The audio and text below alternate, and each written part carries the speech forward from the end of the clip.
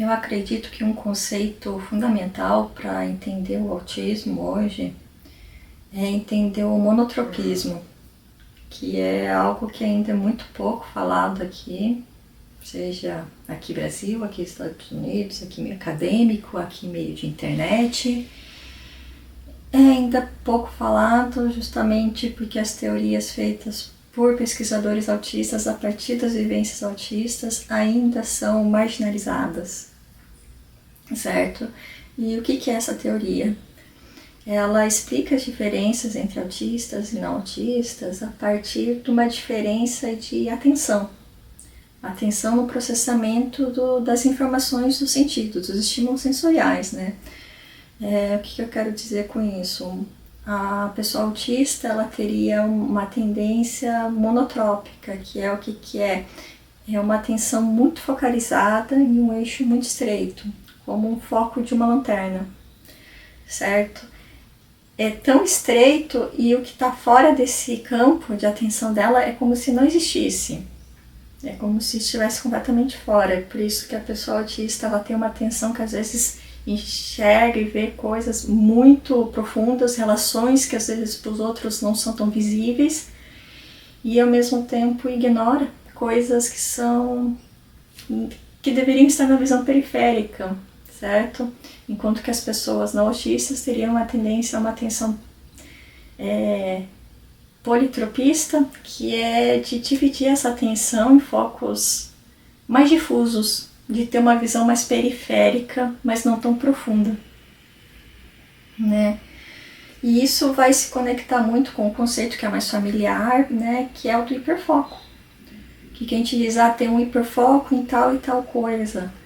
Mas para explicar melhor o que é esse hiperfoco e por que esse hiperfoco autista é diferente de um interesse muito grande de uma pessoa não autista, eu acho que a gente tem que entender melhor o que está acontecendo quando a gente engaja com esse assunto que é o nosso hiperfoco, certo? Não é apenas um interesse muito grande, mas é um interesse que justamente vai guiar esse eixo muito estreito e nós vamos conseguir ver relações muito profundas a partir desse eixo. É a partir desse hiperfoco que eu vou conseguir me desenvolver, digamos assim. Porque vou dar alguns exemplos, né? Por exemplo, se eu gosto muito de um determinado assunto, eu vou querer falar com outras pessoas sobre isso, eu vou querer desenvolver às vezes histórias, projetos, vou querer estar em determinados lugares, fazer certas coisas por causa desse interesse. E porque eu tenho esse interesse que, vamos dizer, consegue guiar minha atenção, eu consigo aprender muito rapidamente coisas que sem esse contexto, sem esse interesse, eu teria uma dificuldade muito grande. Eu digo assim, eu consigo ler artigos imensos, livros técnicos sobre autismo, porque é o meu hiperfoco, assim, entender coisas super complexas. Agora, me coloca para ler, para ver qualquer coisa que não seja do meu interesse, muitas vezes eu fico me batendo assim, coisas que seriam super simples para as outras pessoas, mas eu literalmente não consigo sentar minha atenção naquele assunto, sabe? Minha atenção fica indo assim pelos ares. E quando eu tenho esse hiperfoco, eu consigo como se fosse uma ponteira laser na direção desse assunto, digamos assim. E a partir desse hiperfoco que eu vou sustentando o meu desenvolvimento ao longo da minha vida. Oscilando entre períodos de diferentes hiperfocos e mantendo, vamos dizer, uma constância. Hiperfoco e constância que eu vou conseguir me desenvolver. Para dar um exemplo da minha vida recente, né?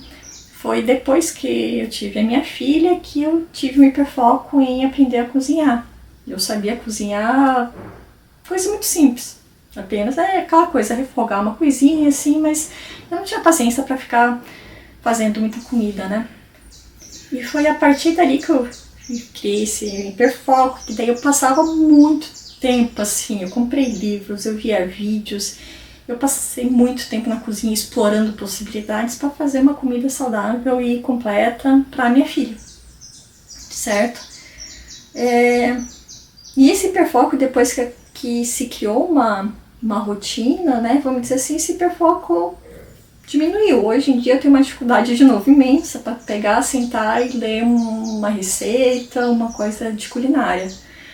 Mas a partir da constância que eu tive, a partir desse hiperfoco, eu fui melhorando aos poucos a partir da constância, né? Daquela necessidade de ter que fazer comida para minha filha todos os dias. É uma necessidade. E hoje eu tenho, vamos dizer, um nível muito elevado nessa habilidade, né? Bastante restrita a fazer comida saudável, vamos dizer assim. Mas sem hiperfoco, desenvolver essas habilidades seria muito mais difícil.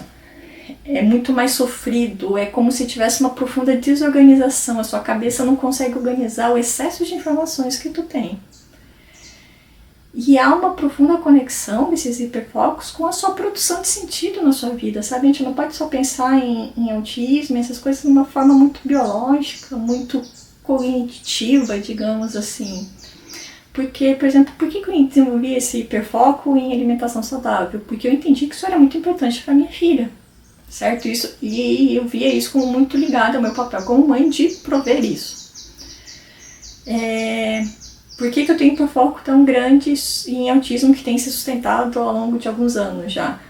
Porque eu entendo que, como significado de vida, eu acho que eu estudo, eu posso contribuir para as pessoas, eu posso diminuir o sofrimento das pessoas, eu posso contribuir para humanizar e lidar com uma série de questões que eu vejo que são muito violentas para as pessoas autistas. E é por isso que esse hiperfoco, vamos dizer, se sustenta. Esses hiperfocos que são conectados, vamos dizer, a um significado de vida, eles vão se sustentar ao longo do tempo.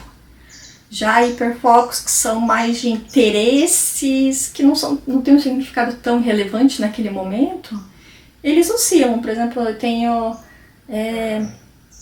hiperfoco em videogame, eu tenho hiperfoco em filmes, eu tenho hiperfoco em livros, mas eles oscilam, né, de acordo com a fase da minha vida, com coisas, eles vão e voltam, hiperfocos em várias habilidades manuais e interesses dos mais variados tipos, mas quando eles não têm uma conexão tão grande com quem eu sou, com os significados que eu produzo da minha vida, eles são muito menos estáveis, eles tendem a sumir de acordo, por quê? Porque em um momento eu senti que eles eram relevantes e de repente, né, a vida vai se movimentando e de repente eles não são tanto.